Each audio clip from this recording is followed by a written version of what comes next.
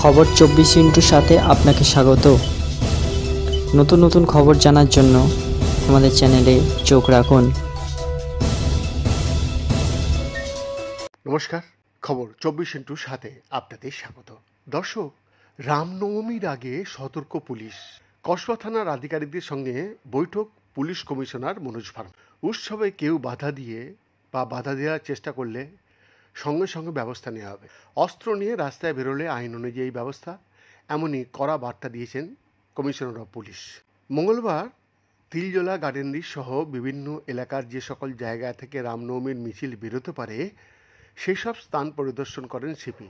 পরিষ্কার বার্তা দেন, কোথাও কেউ যদি অশান্তি ছড়ানোর চেষ্টা করেন পুলিশ আগে থেকেই সচেষ্ট থাকবে, প্রয়োজনে পদক্ষেপও করা হবে।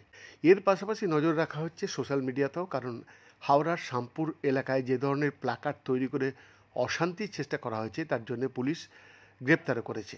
তাই রামনবমীর দিন যাতে কোনো রকম অশান্তি না ছড়ায় তৎপর রয়েছে পুলিশ।